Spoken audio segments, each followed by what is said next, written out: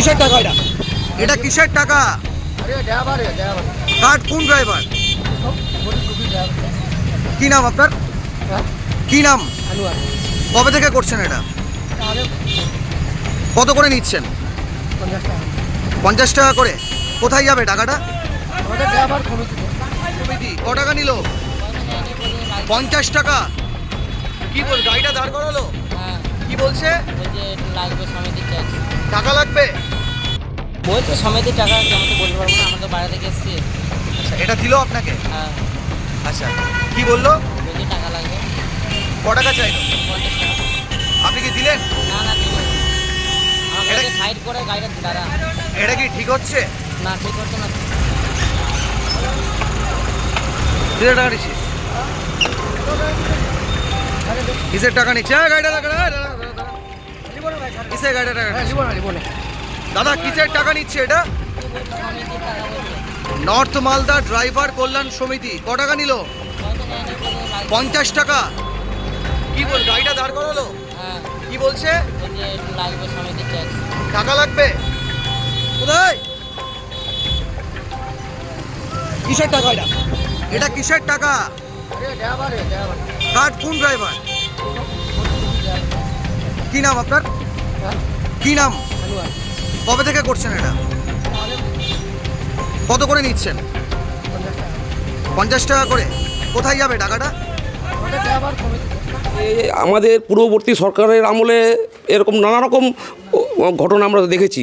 সেই সরকারটার নামই হয়ে গেছিল তোলামূল সরকার। কিন্তু এখন বর্তমান যে রাষ্ট্রবাদী বিজেপি সরকার যে এখন আমাদের রাজ্যে ক্ষমতা এসছে, তারপরেও যদি এ সমস্ত তোলার কারবার চলে থাকে, সেটা কিন্তু কোনো রকমই মেনে নেওয়া যাবে না। এটা একদম স্পষ্ট আমরা দেখতে পাচ্ছি। চাঁচলের মতো জায়গাতে, চাঁচল নজরুল বাস স্ট্যান্ডে এরকম প্রপার জায়গাতে দাঁড়িয়ে যদি কোনো বাস বা ট্রাক এই সমস্ত জায়গাতে টাকা তোলা হয়, সেটা কিন্তু কোনো রকমই তাকে রেয়াত করা যাবে না। এতদিন যা হওয়ার হয়ে গেছে, এখন নতুন সরকার এসছে, এই সরকার কিন্তু কোনো কিছুই ছেড়ে কথা বলবে না। আর আজ থেকে অটো টোটো হকার এদের কাছ থেকে কোনো তোলা সিন্ডিকেট কেউ তুলবেন না। কোনো অবৈধ টোল হকারদের কাছে কালেকশান, সাফাই কালেকশান ইত্যাদি বৈধ রসিদ ছাড়া কেউ তুলবেন না। কেউ যদি টাকা চাইতে আসে, আপনারা সোজা থানায় যাবেন, থানা আপনাদের প্রোটেকশন দেবে।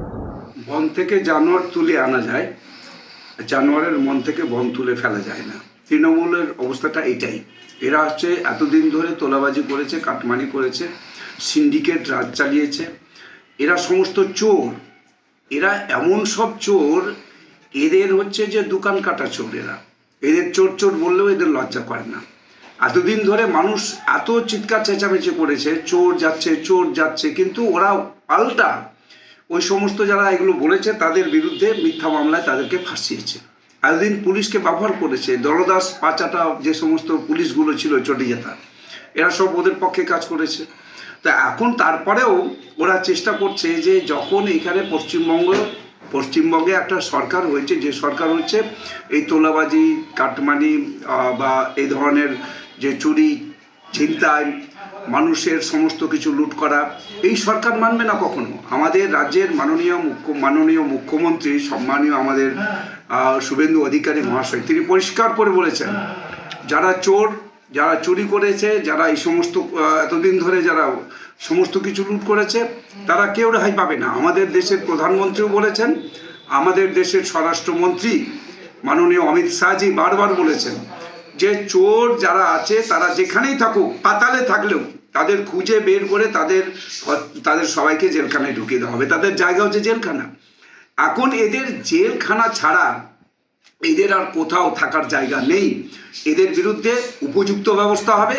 যারা এগুলো করছেন তাদেরকেও সাবধান করে দিচ্ছি, এটা এখন বিজেপির সরকার, এখন তৃণমূলের সরকার না, চোরের সরকার না। এই সরকার হচ্ছে নিষ্ঠার সরকার, মানুষকে তাদের বিচার দেওয়ার সরকার। এটা একটা দীর্ঘদিনের কালচার ছিল যারা এই তোলাটা তুলে। এটা মূলত ভোরবেলা 4টা থেকে শুরু হয়, আর সেইটা হয়তো বেলা 8টা হতে হতে সেটা মানে প্রকাশ্যে দিবালোকের মধ্যে জনগণের মধ্যে যাতে এটা জানতে না পারে বলে বন্ধ করে দেওয়া হয়।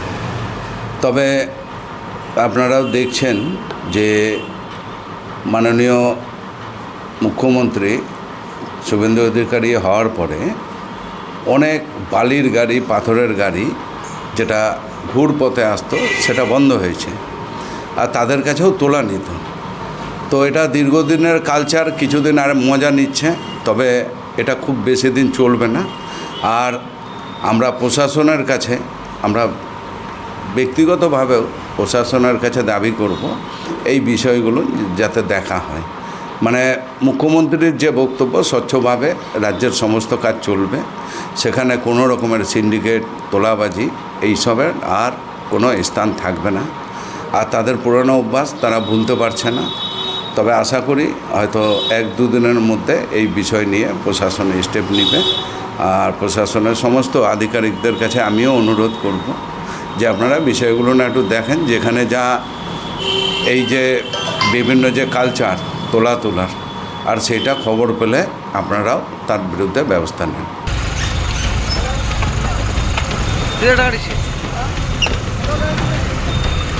কিসের টাকা নিচ্ছে? দাদা কিসের টাকা নিচ্ছে এটা? নর্থ মালদা ড্রাইভার কল্যাণ সমিতি। ক টাকা নিল? 50 টাকা। কি বল, গাড়িটা দাঁড় করালো?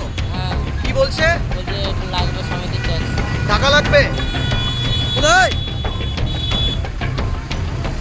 কিসের টাকা এটা? এটা কিসের টাকা? কার, কোন ড্রাইভার? কি নাম আপনার? কি নাম?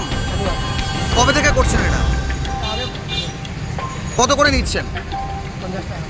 50 টাকা করে। কোথায় যাবে টাকাটা? আমাদের ভিডিও ভালো লাগলে লাইক এবং শেয়ার করুন।